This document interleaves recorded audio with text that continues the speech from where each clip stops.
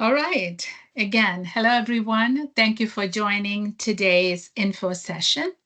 My name is Sunela Thomas, and I am the program director for the Masters in Business Analytics and AI program, what we call it as MSBA and AI at UTD.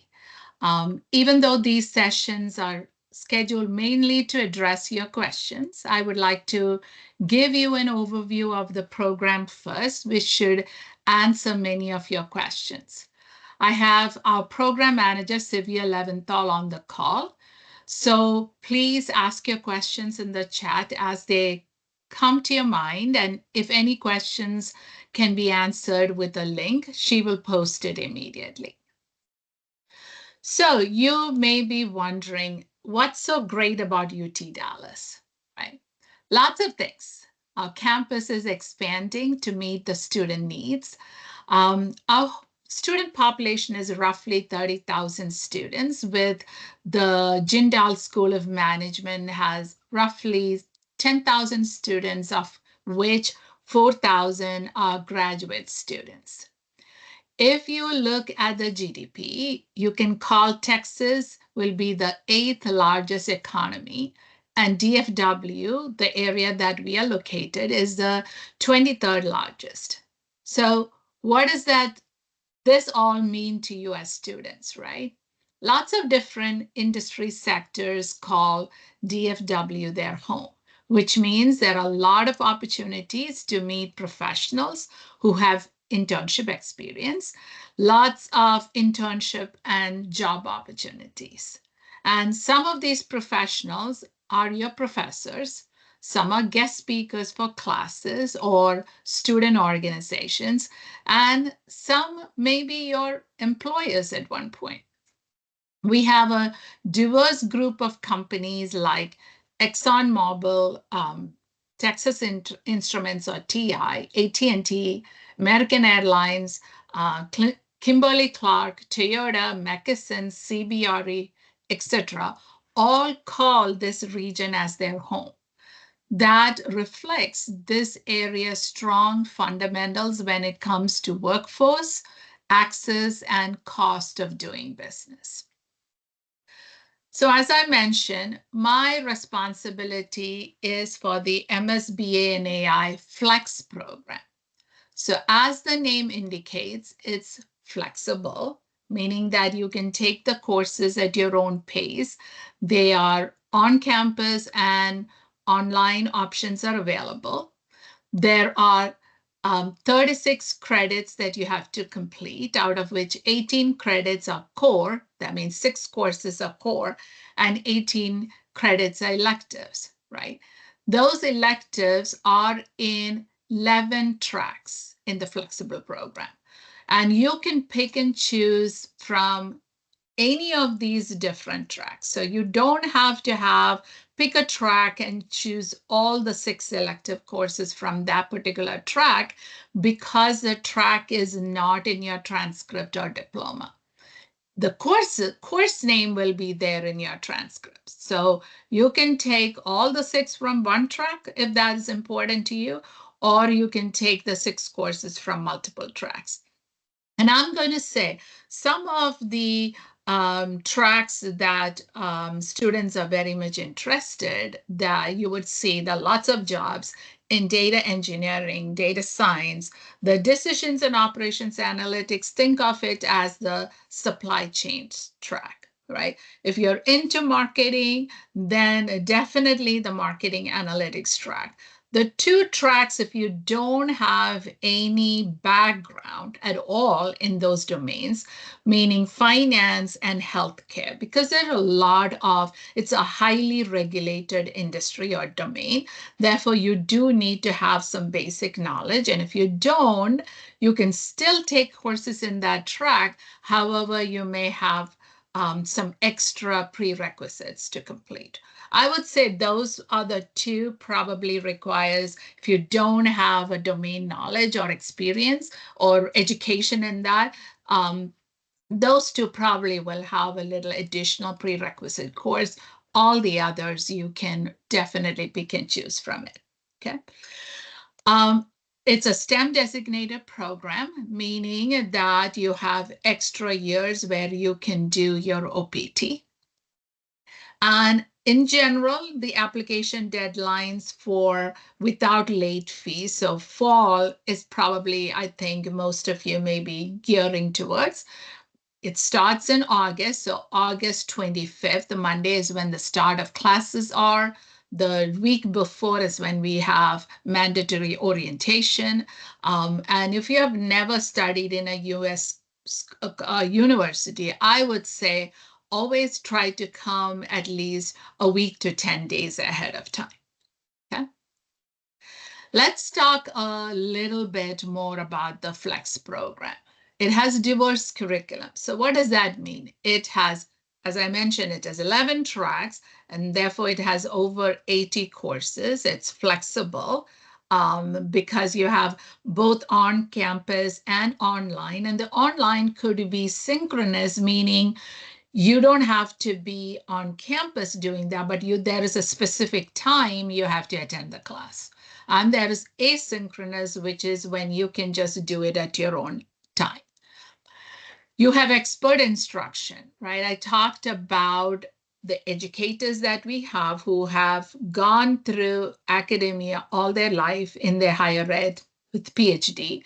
You may have renowned researchers from industry also who have their PhD, and you may just have industry veterans who are have that domain knowledge that you probably lack, and you will definitely have value learning from them in there. And then lastly, generally in the flexible program, I would say the industry connections. I talked to you earlier about the different industries that are here with the headquarters, but there are all other industries that are and companies that are here in the DFW area. Like if you look, East Coast probably you probably have heard they're called as that's where all the fintech or financial industries are. And then the western and west coast of United States, it's all technology. I would say Texas in the mid is both, we have both the technology and financial institutions here.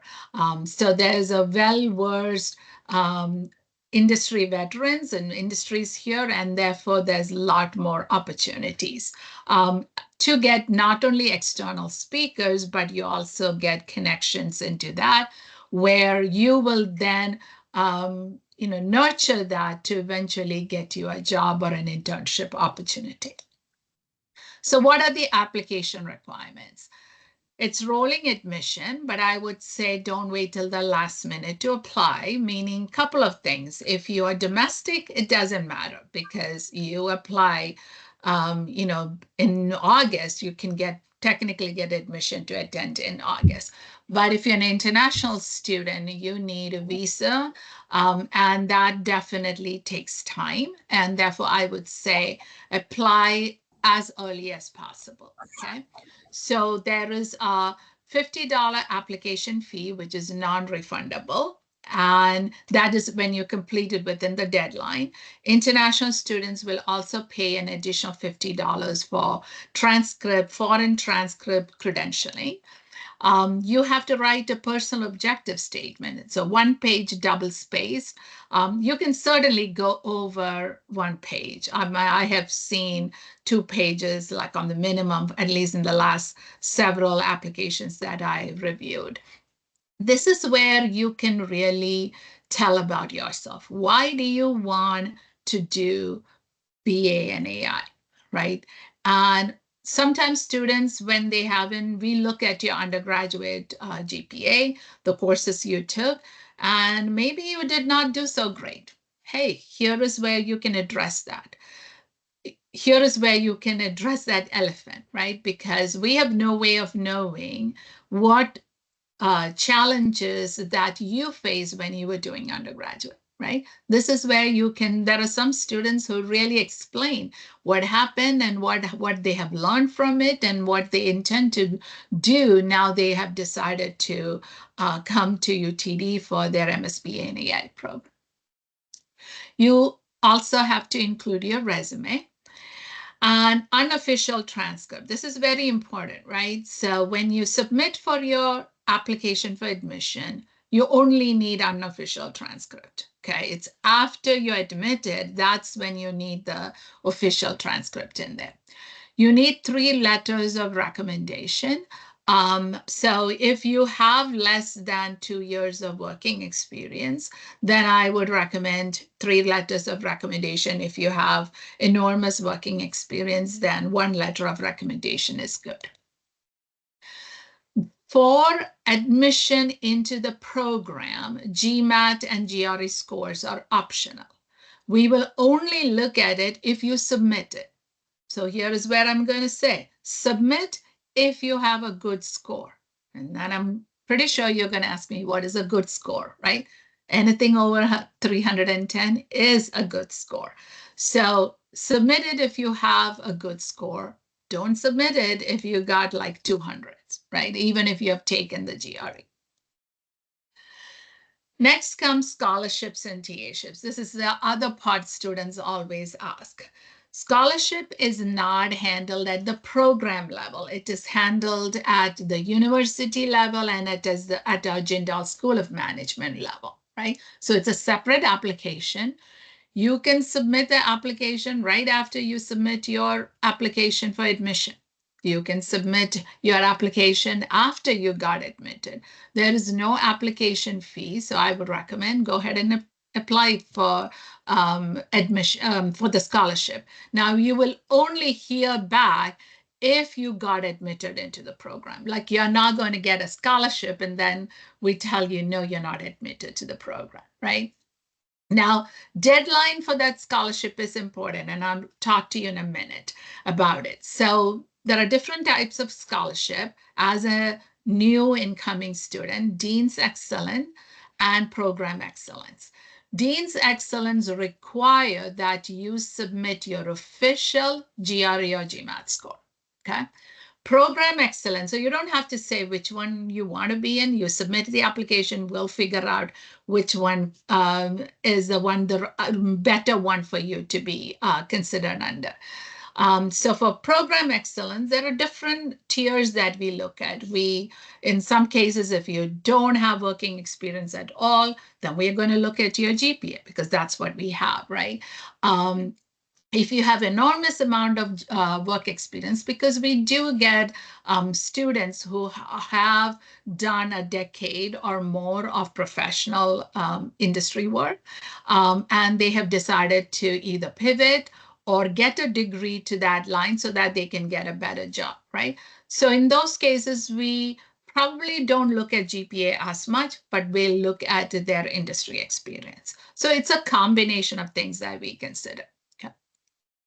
For TAships, or people also call TARA, research assistant, you will not be eligible in the very first semester. You will only be eligible in the second semester because we want to see how did you fare in your first semester at UTD.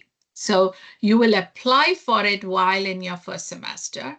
But we look at your GPA, we look at your leadership ability. That means, hey, were you a bookworm just going to your classes, or did you go and take part in some of the organizations, student organizations that we have?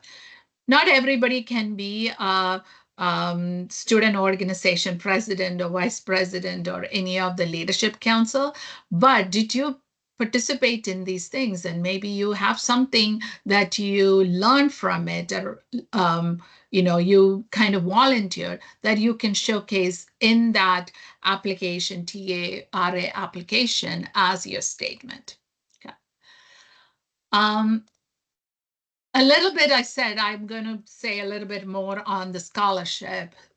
If you defer your admission, so let's say you got admitted in fall, you got your scholarship for fall, but now you say you're not coming in fall, you're only coming in 2026 spring, you can defer your application once.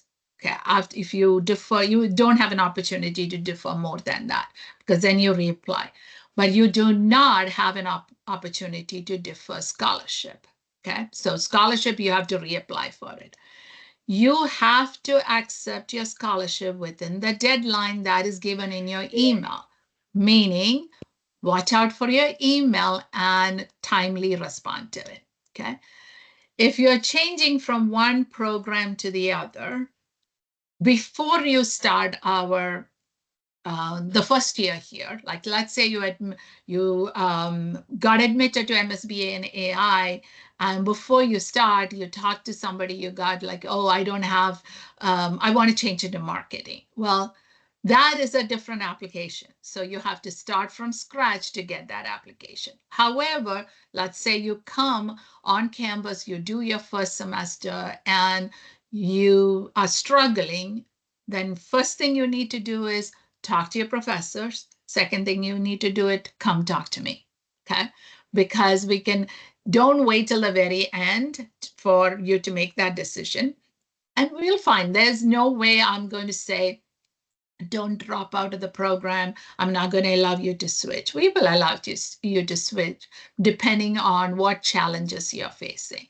So there's no requirement that the scholarship you got from one program transfers over to the other program. Okay. If the scholarship is awarded in fall, it is for fall and spring. If it gets awarded, you're coming in as a spring student, it is only for spring.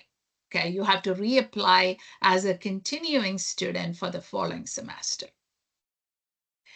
I think that covered that one. What does a scholarship mean? So when you look at it, your scholarship award is like $1,000. But what that helps you is that you become eligible for an in-state tuition, which is a reduction of 50% in tuition.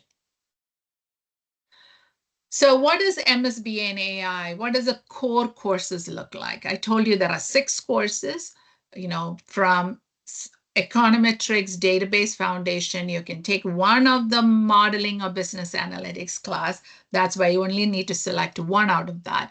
You have predictive, prescriptive, and advanced statistics. Okay. As a new student in our university, and if you have never worked in a US company, here in US, then you are also required to take a professional development one credit course the very first semester. And it is not counted towards your 36 credits. Okay. Most of the time, like recently we had industry summit or academic summit on business analytics, and everything that the main keynote speaker talked about was students need to understand the basics of math, the basics of stats. There's a lot of AI tools available. They need to still understand why are they using a particular model. Like, why would you use linear regression where logistic regression would have been the ideal to use that, right? You need to understand that foundations of it. That is why we have the advanced stats and database foundations, because database is needed for everything that you do in business analytics. Even if you're just going to be a BI specialist, business intelligence specialist, knowing that database and even advanced database, SQL, in the SQL, NoSQL scenario is important in this. So that's why these are our core courses, okay? Typically in the first semester, I recommend to students, if you have never, if you don't have a technical background, take only 3 courses and the professional development, right? I want you to be successful in the program and not get all flustered. And we will say database, business analytics with R, and advanced statistics. Now, I know that some students may even find those 3 combination as a little bit challenging. So I would say database, advanced statistics, and take something like a data visualization that does not have programming in it, right? To help you get up to par with the other students. So if you do not have a technical background, we offer free boot camps before the start of the semester. So for fall, it will be like the first 2 weekends prior to start of classes, the Saturday, Sunday. It is virtual. You don't have to be in person anywhere, but it is crucial for you to attend, even though you may get the recording and you have access to it after that. It is, I would say it's crucial attending it live. Number one, you'll hear other students asking questions, and you get connected to who is actually conducting the boot camp, right? And sometimes it is current students who have taken these classes, so they can clearly tell you how professors and what they're looking for. And sometimes it's their alumni, and sometimes it could be an industry expert. Okay, it depends on, we try to bring in different people so that it's not the same person. We're not burdening the same person doing the boot camp. Now, there is an internship requirement mandatory for the program, for this master's program. So it's, you can, when you can do the internship only after 2 long semesters, and it can be a 0 credit, 1 credit, 2 credit, or 3 credit. What that credit indicates is that are you going to pay tuition on it or not? So when you're getting an internship for the very first time, we always tell you take it as 0 credit. You don't pay any extra tuition for it. But you satisfy the requirement for having an internship. Now, not every student is going to get an internship for one reason or other. Okay. And we make it a point, if you did not get an internship, that we have an internship class, which different instructors do it differently. I teach one of those classes, and what I would do is give a group project that they can work on. Similar, because I came from industry last year, I look at from the perspective of what is in industry, how do we do these problems? So it's not the live data from an industry, but I will, if I'm asking you a business question, a problem, how do you go about and getting that data to solve that problem? I also bring in industry experts. So this semester, I have 5 people, different people coming from different industries, talking to the students about what they look for. And this is also gives them 5 connections, right, in the industry.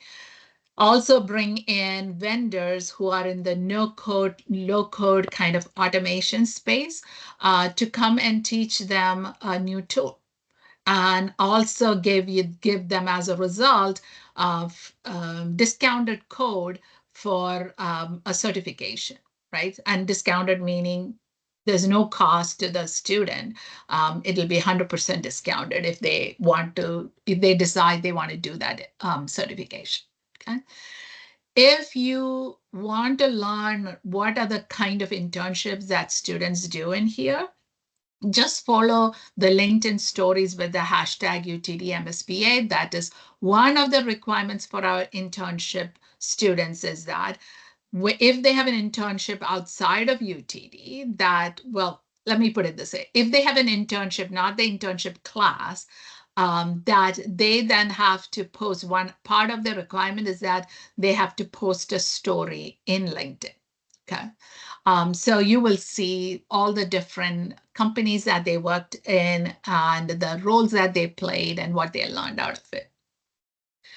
The key employers, this is only a fraction of the employers that we have, from Southwest, Tesla, Deloitte, Lennox, PwC, FedEx. I have a couple of students who recently got, as recent as last week, interviewing with FedEx because it was through one of my connections. I posted in LinkedIn, and they all applied for it. And I know several of them got an interview opportunity. So most of the time students ask, well, what kind of a salary would we get? And what are the titles that we have? What are the industry? This is straight from a public domain of higher education. We have 2 organizations that compile information, Stepping Blocks and CQT, and I got this from it as recent as Friday. So if a student in the business analytics, the first year student, gets in a job in Texas, this is talking about working in Texas, right? Their median salary is like 92K.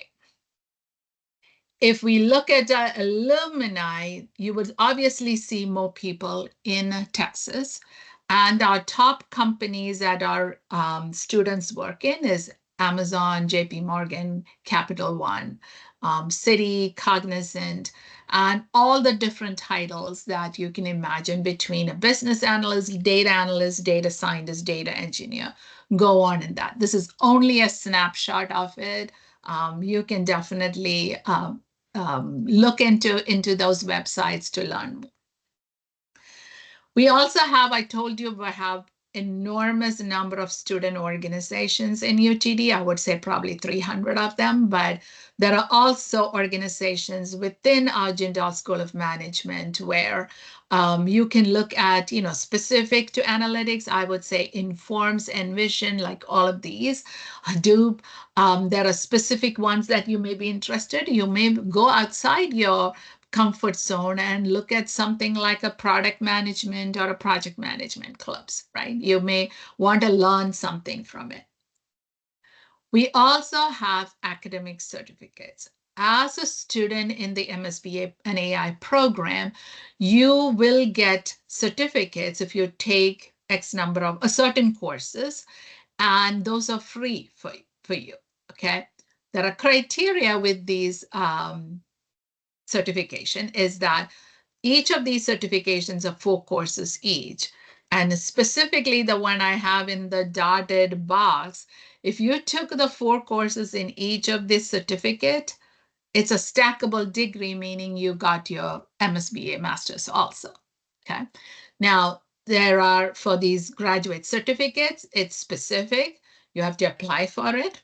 You have, the deadline is that you have to apply for it before, the word before the semester starts for your last class. You also have to apply to graduate out of it. So don't worry about those yet. Once you are part of our UTD group, then we'll make sure you understand what is important, what are the kind of certificates that you need to take. One of the things that I strongly encourage you to do is actually have scan these QR codes so that you are following us in our social media, that you will find the things that we are pretty active in Instagram and LinkedIn. The activities that we have on our campus as part of our MSBA and AI program. Students post things, so you will get to kind of see what are the opportunities out there. I would say when there are tough times, there are like a lot more opportunities that you'll be surprised that you will see. Okay. Our program email is msbuan@utdallas.edu. If you send any queries to that, either Sylvia or I will answer to that. I'm also going to share specific emails if you have a question in that. Feel free to reach out. I'm happy to meet you one-on-one virtually if you so wish that you want to do. You have extra questions. I always tell you, if you have a lot of questions, it's better to actually have the one-on-one meeting instead of trying to answer to your emails back and forth. So with that, I am going to thank you for participating and listening to me chat to you. Now I will take your questions, and give me 1 second so that I can go look at. Okay. We are up to the 8:59 question from Hassan. Okay. So may I know the admission acceptance ratio of the program of last year? I would say definitely, without just looking at the numbers right now, I would say it is about like 70%. It could be between 70 and 75% admission rate. Okay, on-campus housing. So housing is separate. Like I would I think So you can probably post the link I'm trying for to the find. housing. Yeah, I'm trying to find my link. Yeah, I'm going to put that in right now. Okay, thank you. That would be the best way. And the other one that I'm going to recommend is that we do have a Telegram group that you can request to join. And there's a lot of questions that you can ask in there. I'll put the link for that too. Okay, thank you. Research, so Sneha's question on research opportunity, if we want to explore with the MSBA AI and Flex program. Want to know what do you mean by research opportunities? Sneha, can you expand that a little bit? Okay, I'll wait for you to. Let's look at Mahajan, Ameya Mahajan. I can find two different types of minimum requirements for course on two different websites. Can you explain what that mean, whether two different types of minimum requirements?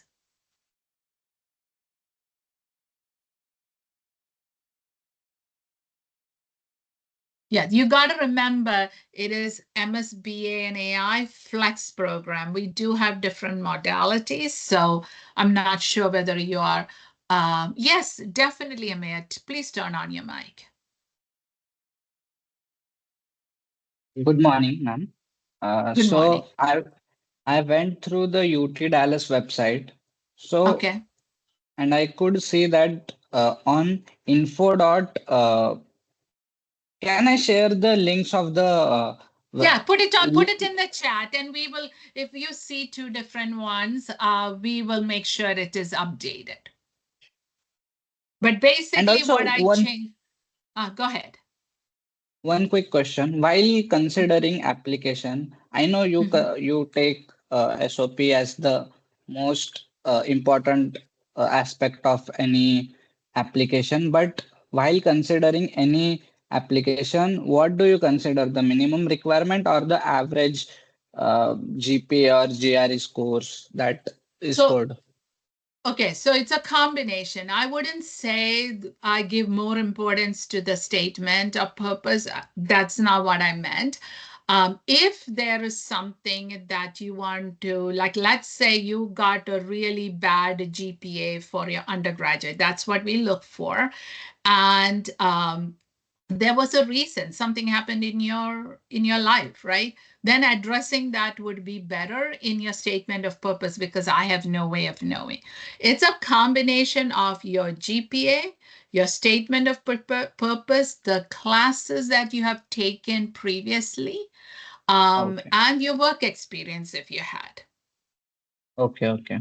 And if you don't have a work experience, then we don't consider that. That's what I meant, that you, if you submitted your GRE, then please have it a good GRE, otherwise don't submit it, because we will take that into consideration. If you didn't submit your GRE, then we will take into consideration your admissions based on what you have submitted.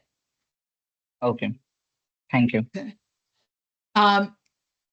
Ishika, no. So to answer your question, no, you will only be considered for one scholarship. You do not get two scholarship, because the criteria is different and you will only be considered for one. And just to also clarify, you will only get, like, let's say first semester, you're only going to get one of the scholarship. Second semester, let's say you're eligible to be a TA, the requirement, it's the same. So you are not going to get a scholarship and a TA, because what this all brings you is an ability to have an institution.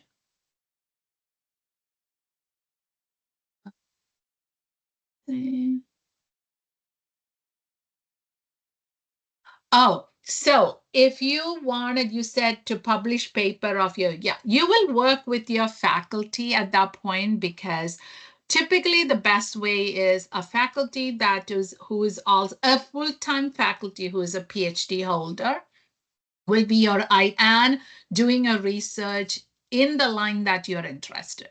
And usually faculty consider students who have taken their class because they can definitely know their caliber, right? If I am a student who wants to do, let's say, a paper on robotic process, and I go to the robotic process professor, but I never took a class with him or her, they have no way of knowing my caliber. So I would always recommend either take their class or find enough time to go collaborate with them, go meet them. Every faculty is open to meeting you.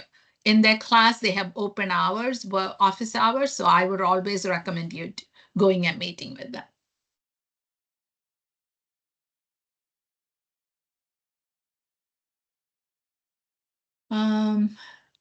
Okay, so scholarship results is basically once you submit, you should hear within 4 weeks whether you're admitted or not. We're really trying to process the applications faster because we do know international students do require that extra time. And within, I want to say within your, once you know of your admission, I want to say between 2 to 3 weeks after that, you will, if you got a scholarship, you will know about it. Again, we are processing that as fast as we can, so you will know.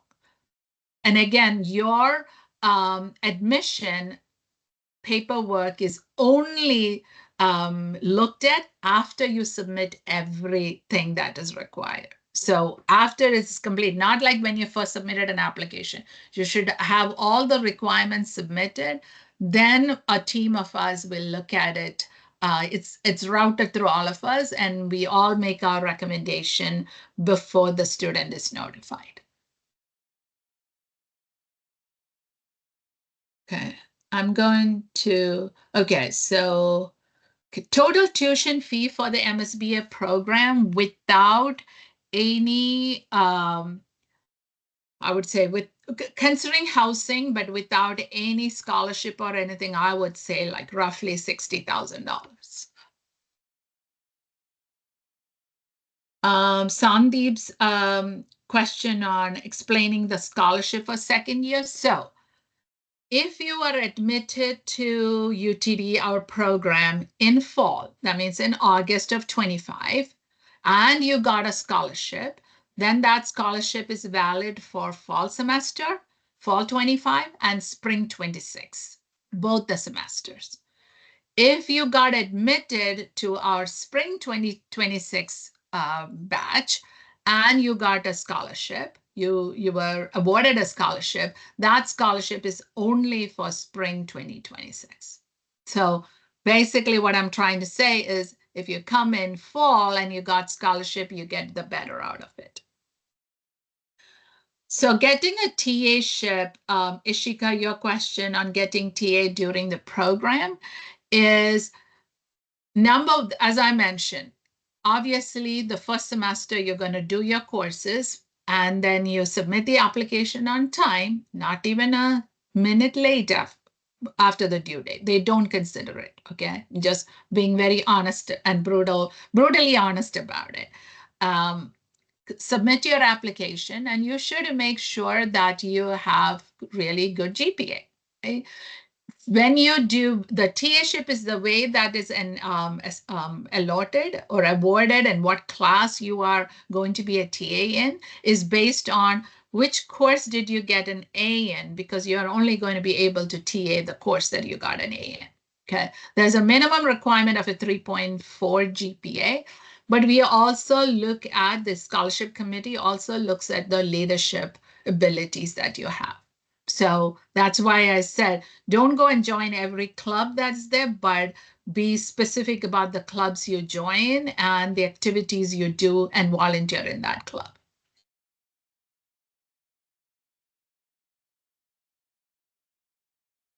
Did I?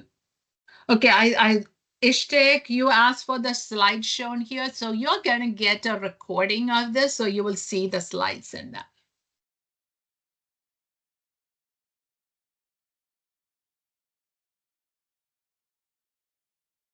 Okay, so I'm going to 908. Centurelens is a co-op or program of full semester internship allowed for first students. Yes, you are. You're only eligible to do a full internship or any internship, whether it's 20 hours, 10 hours, whatever it is, after two long semesters. So if you're coming in fall 25, the earliest you can do an internship is summer of 2026. If you're coming in spring 2026, then the earliest you can do an internship is spring 2027, because two full semesters mean you have to do a fall and a spring. So if you come in spring, you're only allowed after a year. If you come in fall, you can do that summer that is following.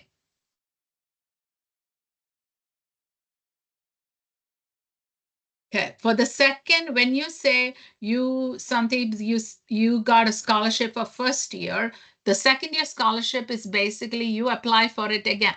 There's no application fee. While you're here, you meet the deadline, meet the requirements, and you apply for it.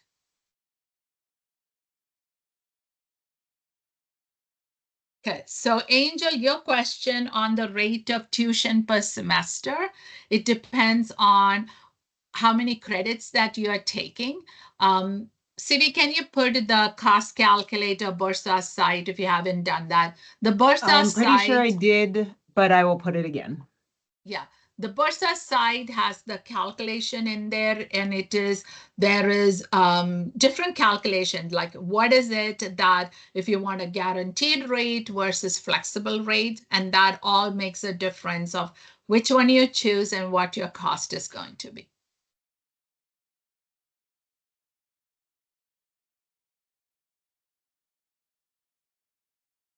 The minimum requirements, Amaya, I'm answering your question. The minimum requirements is you submit an application with a $50 fee.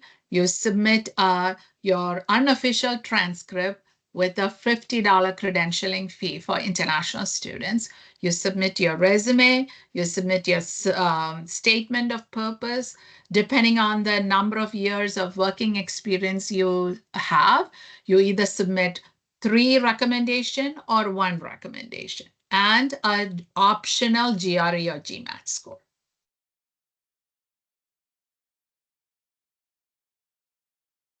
Okay, so the cybersecurity track is, I would say you can take the courses in the cybersecurity track. You have to look at it.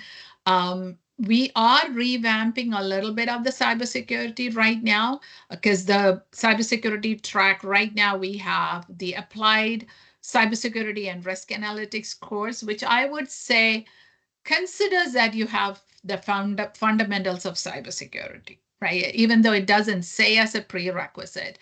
Now, some of the courses may have a prerequisite. Therefore, you have to take that prerequisite before the semester before you take the class. Okay. Now, that brings me to say, clarify on prerequisite, co-requisite, co-requisite, okay, CO. Prerequisite means you have to complete the prerequisite course before you take that particular course. Co-requisite means you can take that course along with the course that is marked as co-requisite in the same semester.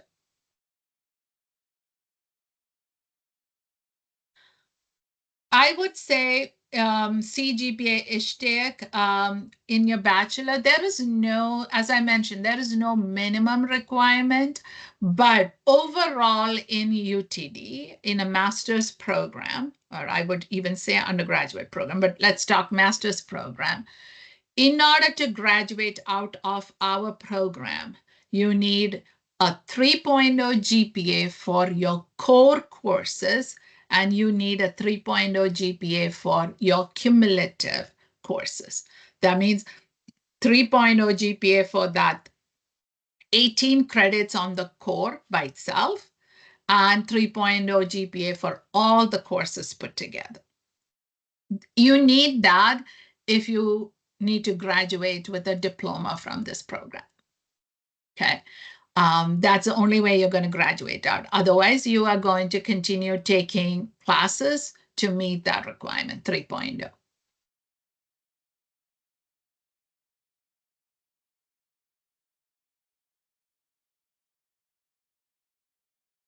Okay, you 915 WLZ says, could you please introduce the application for dual degree master's program?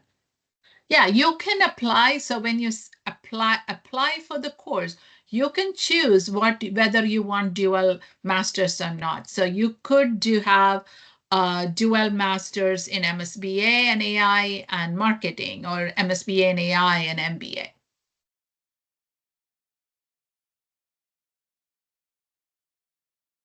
Okay, Srivastav says minimum time. I would say once all your application requirements are met in the system, the application for admission, you should get an answer by within 4 weeks.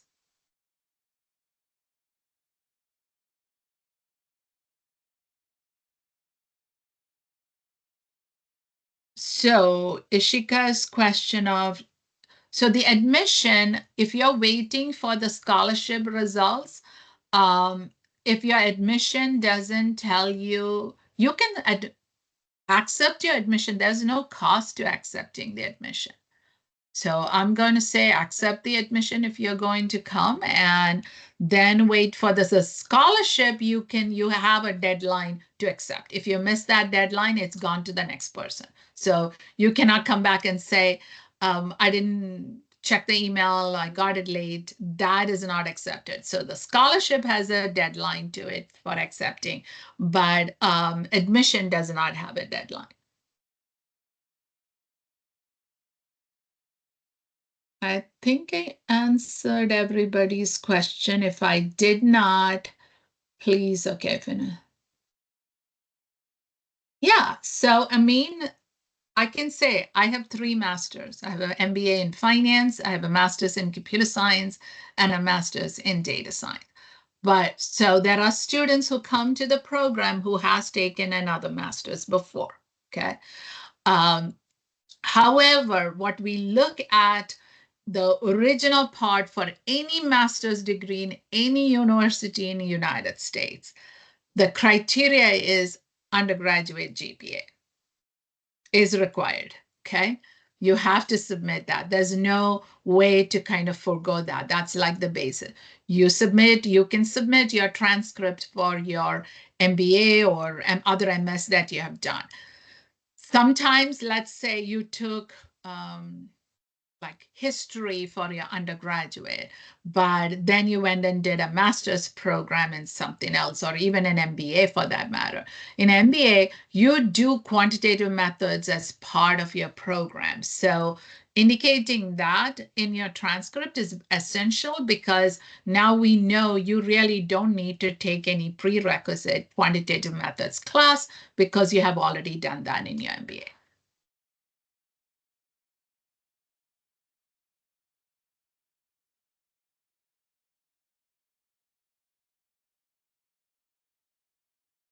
Any other question? Feel free to unmute and ask if you want.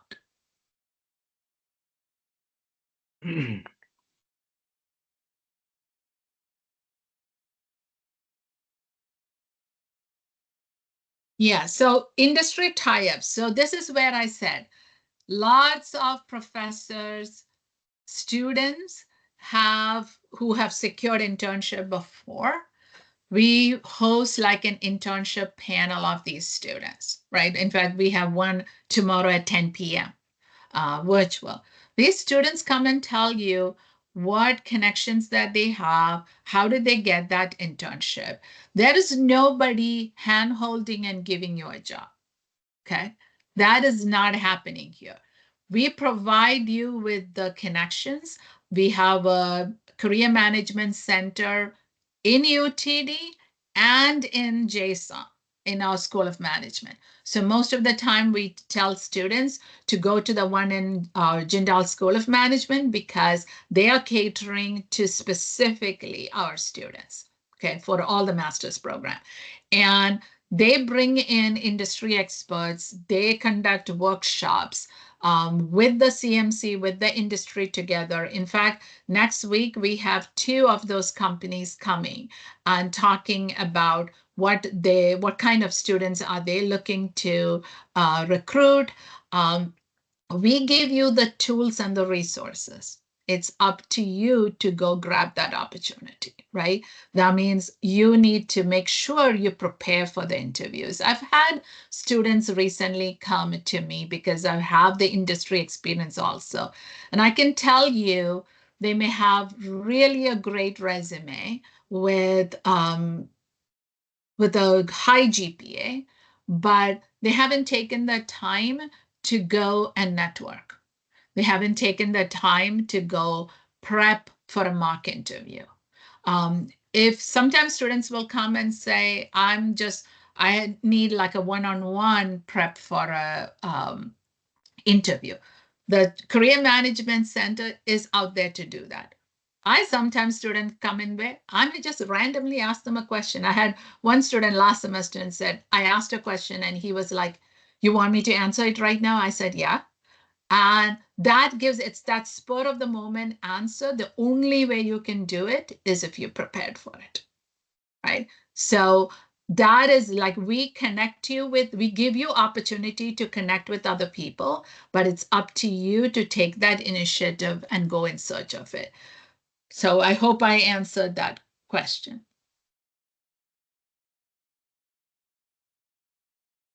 Correct. So, Setulvelan, if you did not have a GRE or GMAT score and you applied for the scholarship, it'll be considered for the program excellence. That's automatically done.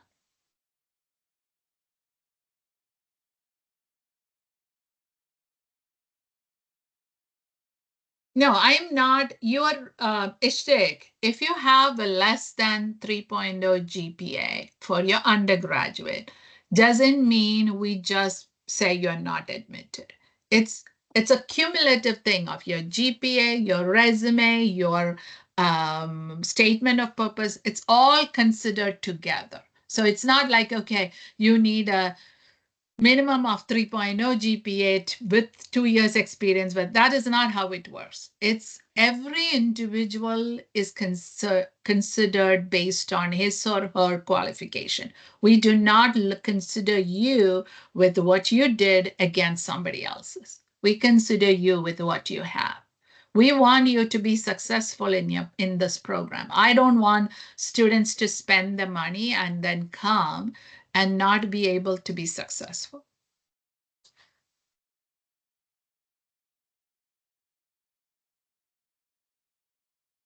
Yes, I would say join clubs, go for events, right? Go ask for an industry mentor. We have lots of opportunities. Our Business Analytics Leadership Council, they have student mentors that they connect with. You have an opportunity to get industry mentors to be connected with. There's a difference with that. Student mentors probably will handhold you certain things and tell you how to do it. I would, unless you've worked before, in an industry where there were diversity of people in there, not just with people in your country. If there was diversity, I would say even the first semester you can look for an industry mentor. Otherwise, I would say wait for 1 or 2 semesters before you get an industry mentor. The reason being, when those industry mentors are high level, they are not giving you a job. If you ask them for a job, they're not giving you a job. Let me put it that way. What they expect you is you to showcase them your leadership skills and your vision and your goal. They want to hear that. You can ask them, hey, this is what the course I'm doing. What do you think my job should be? What should I apply? That is not for an industry mentor. That is meant for either somebody like me that you will come, or to your see a career management center faculty, or to your peer mentors that are there. Like if you need that direction, that's where you should go. So, Sneha, that's a very interesting or good question that I would say. Class size based on the course that you're doing. If it is a um, core course, you may have 50 students in that class. If that class is very popular in time, because we have class at 10 a.m., 1 p.m., 4 p.m., 7 p.m., right? It depends. If it's a core, maybe you may. I ran this semester advanced big data analytics class with 7 students in that class. So it depends on the students interested in that particular course, with the maybe sometimes the instructor, sometimes the time of the day, and you are all able to look at our syllabus of all our courses. It's public in there. You can just go to course book and look and see what are the things that are being taught in there. I can help you, if you have a specific course that you want to know, like I'm always available to give you that feedback. As I mentioned, we have 80 courses. There's no way I can tell you what's covered in all of them in this meeting in here.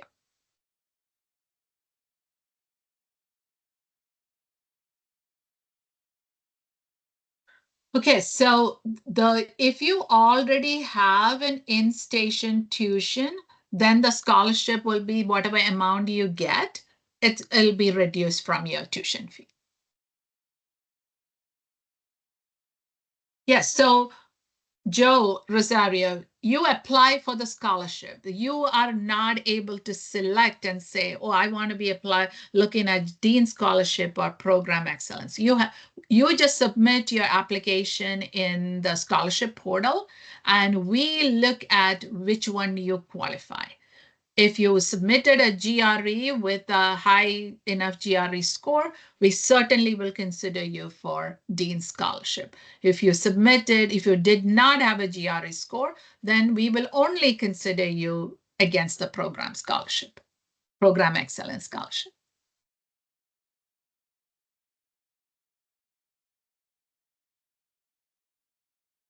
Anything else? Good questions.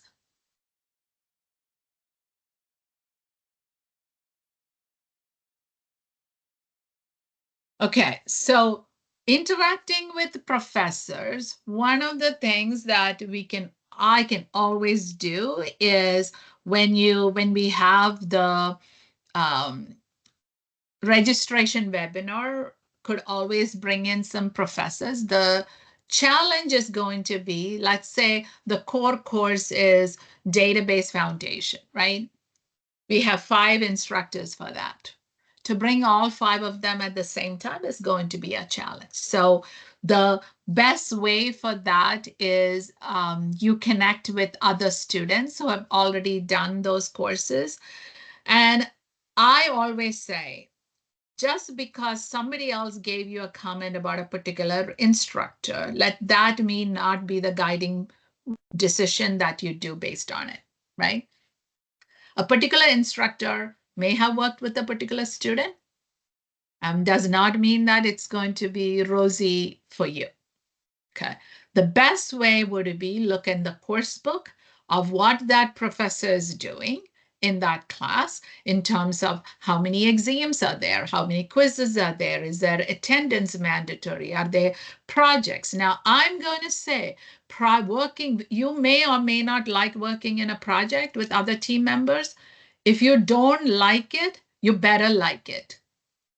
That's what I'm going to say, because industry, I attended an online consortium last week, and the president and CEO of Toshiba said what he looks at in a employee or an candidate that comes in, ask them about what their vision is for themselves, how do they prioritize their day, and how well they work with other people.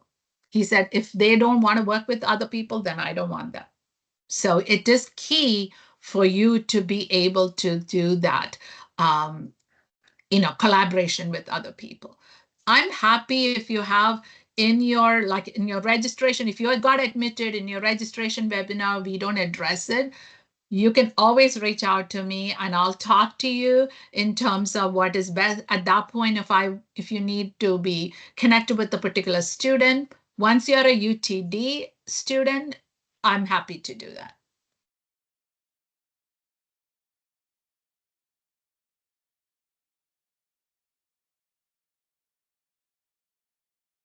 Thank you, Sibi, for posting the faculty profile. Yes, of course. Anybody else with any question? Okay. All right, everyone. Thank you for joining. We'll also have something similar to this webinar next month. Each month, we try to have a seminar like this, not seminar, webinar like this, that you can ask question, and feel free to ask as many questions as you want. Okay. Y'all have a wonderful day. Take care.